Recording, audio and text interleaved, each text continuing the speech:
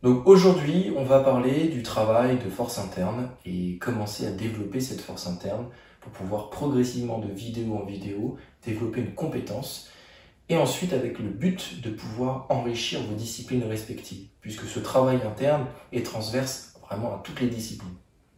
C'est parti.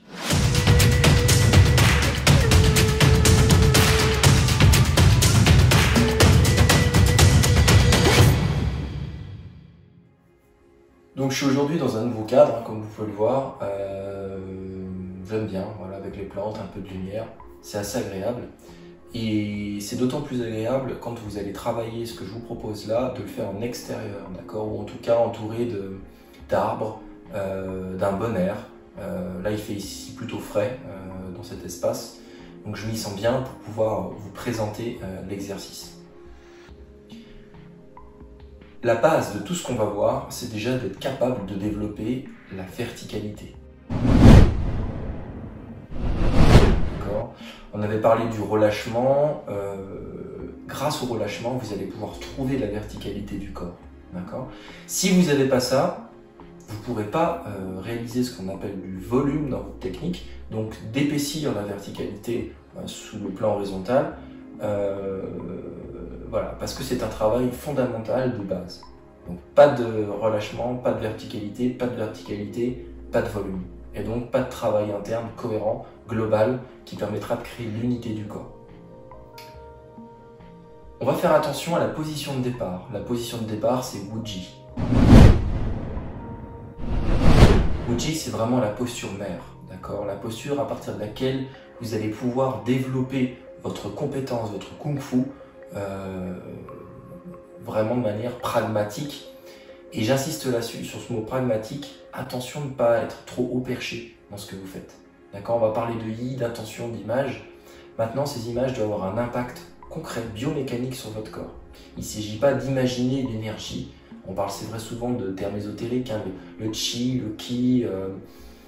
Il y a beaucoup de termes qui peuvent prêter à confusion et il faut faire très attention à ça. Quand on travaille l'énergétique par rapport au corps, il y a une dimension qui doit quand même rester très pragmatique.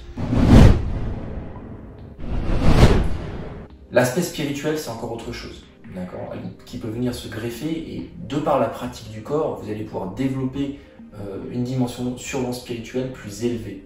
Mais déjà, tout passe par le corps. Comprendre, ressentir avec le corps avant d'aller plus loin dans cette élévation spirituelle. Donc attention de ne pas être trop haut perché.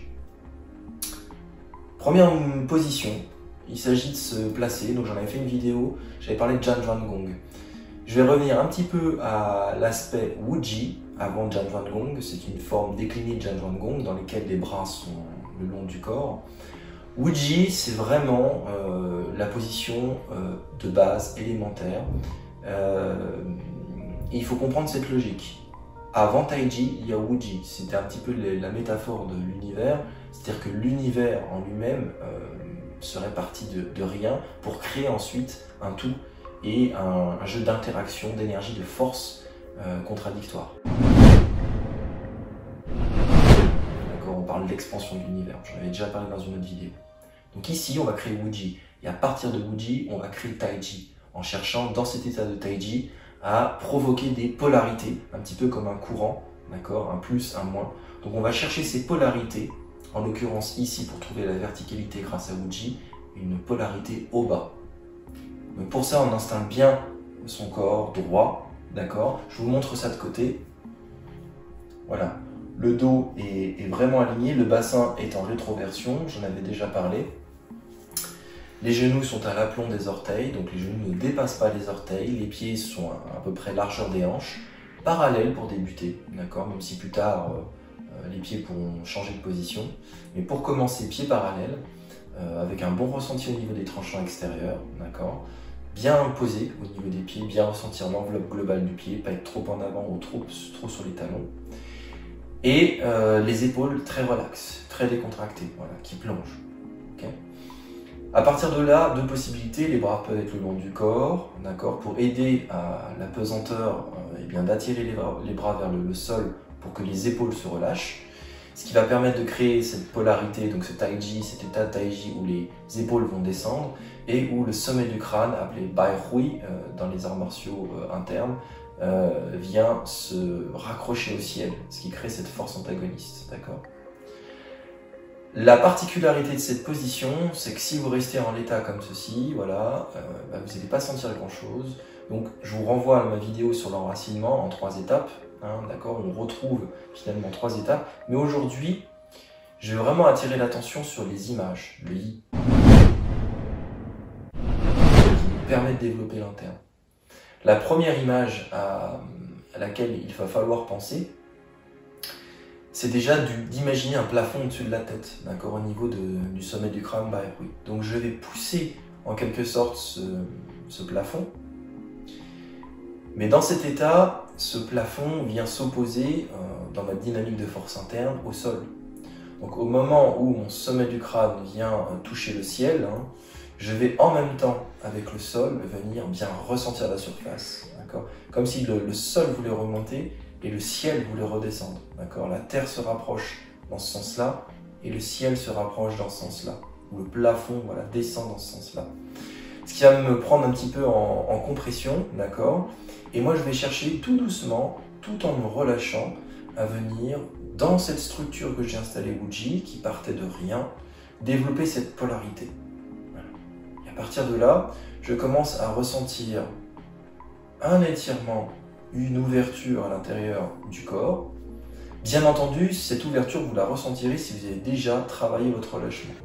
Donc, faire couler les tensions, comme je l'évoquais dans une vidéo précédente, dans le sol. Voilà. À partir de là, vous commencez à rentrer dans un état de taiji dans lequel le corps a cette polarité au bas, cette force antagoniste qui crée une présence, d'accord, une forme de remplissage à l'intérieur du corps. La structure apparente ne change pas, elle reste immobile, et à l'intérieur, je crée des micro-mouvements. Qui sont des étirements, comme évoqué dans ma vidéo précédente.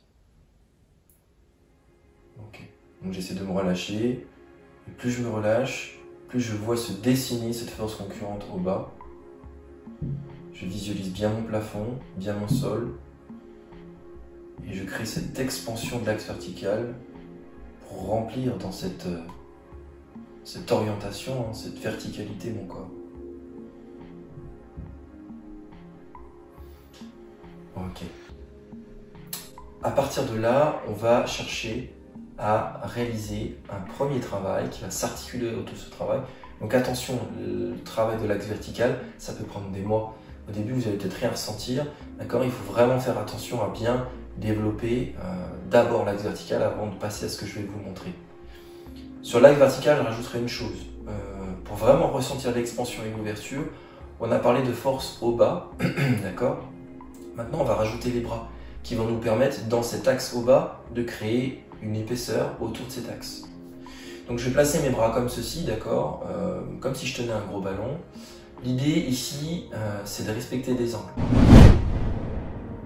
Au début, les angles, ils sont un petit peu maladroits. On ne sait pas trop comment placer les bras, donc on se tient tordu. Et le corps a vraiment du mal à développer ce dont je vais vous parler, cette force interne.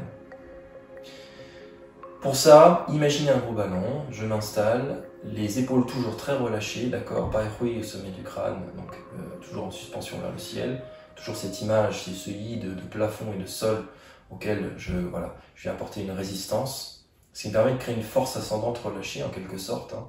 Voilà, je relâche et en même temps j'ai une force ascendante. Et là, je vais simplement venir dans cette statique, imaginer que mes bras viennent s'ouvrir, d'accord. Les bras vont s'ouvrir, mais sans que ce soit visible. C'est là tout le secret, toute la subtilité. Donc l'idée, j'en parlais dans une vidéo justement sur le vide, hein, je vous invite à aller reparcourir cette vidéo, exploiter le vide. Donc là, je crée mes premiers yi, mes premières intentions, où je visualise des ballons au niveau des coudes, par exemple, d'accord, ou des bras qui me tiennent et qui viennent offrir une résistance opposée à mes coudes. D'accord, mes coudes veulent s'ouvrir et j'ai les bras sur l'extérieur qui cherchent à me retenir. Et proportionnellement à ce que je donne avec les coudes, les bras me retiennent. Tout en préservant cette qualité de verticalité au bas à laquelle je fusionne cette ouverture au niveau des coudes. Puis je relâche. Donc là, je vais parler de deux états. On pourrait en parler de trois, mais de deux. État neutre, c'est l'état dans lequel votre corps est naturellement au quotidien. Et puis l'état subtil. L'état subtil, c'est l'état qu'on recherche. Donc les bras sont positionnés, je repousse avec les coudes. Et là, on va imaginer en fait que je vais également apporter une épaisseur avant-arrière. C'est-à-dire qu'au niveau du sternum, par exemple, c'est un point très très important dans certaines méthodes martiales, Kyokutsu, notamment la méthode d'Ino Akira Sensei, où là, le travail ici en pression va me permettre de venir créer du volume, d'accord? Donc si je me mets de côté, je vais avoir cette intention de venir créer du volume à partir de ce Kyokutsu. Voilà, vous voyez? Donc bien entendu, toute la subtilité, et j'insiste là-dessus, c'est de rendre la chose immobile, mais d'avoir cette sensation à l'intérieur du corps, comme si l'intérieur du corps allait faire travailler votre dos. D'accord? Donc je crée une force vers l'arrière, et pour équilibrer cette force vers l'arrière, d'accord, je vais également offrir avec mes mains, donc forme Aito, pour ceux qui pratiquent le karaté, donc tranchant à l'intérieur des mains, une force vers l'avant. D'accord? Ça va me permettre d'équilibrer mon corps et mon travail, plutôt que de me laisser partir en arrière ou me partir en avant. Et si j'équilibre bien les forces, je suis dans un état statique. Mais un état statique qui va me permettre de créer des étirements à l'intérieur cohérents. Donc une toile, une élasticité. Donc sur ce premier travail, je m'installe, je repousse mes coudes. Je visualise le I, je repousse les plafonds, je visualise le I. Et j'essaye au maximum de relâcher l'enveloppe extérieure pour révéler la profondeur de ma structure, les muscles profonds, plus associés à ce travail d'élasticité, de maillage interne grâce au I. Voilà. J'installe bien la position, vous voyez que ma respiration n'est pas bloquée. À travers ce travail, je peux parler en même temps. Souvent, le défaut des débutants, c'est de crisper, d'être en tétanie comme ça, et donc de finalement recrisper l'enveloppe extérieure, d'être à nouveau dans ce travail de force externe. Donc là, je me réinstalle. Voilà, les bras un petit peu plus bas pour faciliter le relâchement des épaules. Et là, je crée cet état subtil. Et je vais repasser par l'état neutre. Et là, tout le corps, toute l'élasticité d'un seul bloc, reprend son volume normal sur tous les axes. Puis je retravaille à nouveau. Voilà, j'essaye de me relâcher, réveiller la structure profonde. Elle s'active. Puis je relâche. Et à nouveau état neutre. D'accord? Donc on commence à sentir une nuance dans le corps très subtile qui permet de passer souvent de ce qu'on appelle un état de pression à un état neutre. Donc on peut jouer sur cette enveloppe. Et pensez bien, une fois que vous avez terminé cet exercice, qui va quand même, quand vous allez démarrer, créer des tensions, malheureusement on est obligé de passer par là, petit à petit elles vont se détendre, pensez bien à vous tapoter, d'accord? J'en avais parlé également dans une vidéo, la nuque, voilà. Essayez de chasser les tensions en tapotant sur votre corps. Ok? Pratiquer 5, 10, 15 minutes, c'est très bien. Dans l'idéal tous les jours, et encore dans l'idéal, plutôt à l'extérieur. D'accord? Dans un endroit où il fait plutôt frais, vous vous sentez bien, il y a une belle énergie. Voilà. Et vous pouvez associer après ce travail de I, voilà, cette détente, une bienveillance envers vous-même. Le fait d'accepter de ne pas être parfait dans l'exercice, puisque l'exercice nécessite beaucoup de pratique.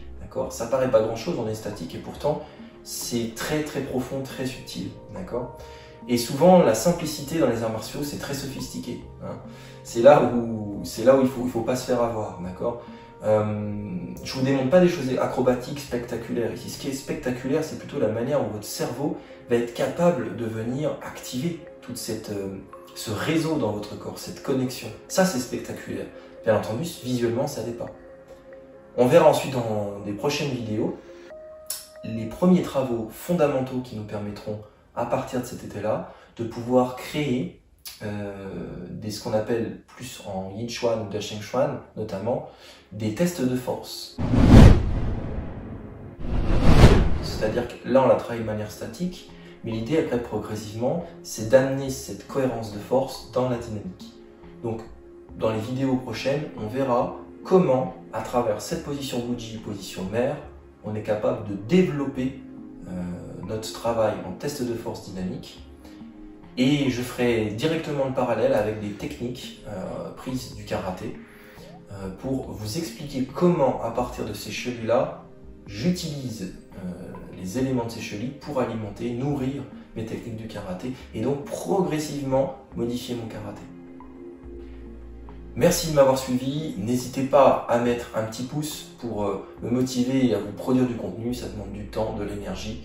Donc n'hésitez pas un petit pouce, à vous abonner si vous trouvez le contenu intéressant. Voilà, ça fait toujours plaisir et moi ça me permet vraiment de me mettre dans cette dynamique, de me dire que le travail, eh bien, il va servir et qui permettra à une certaine communauté intéressée par ce travail interne d'évoluer, de grandir, d'améliorer leur technique. N'hésitez pas à mettre des commentaires, d'accord, des questions, si vous avez des questions, j'essaierai d'y répondre autant que possible. Voilà. Je vous remercie, à bientôt.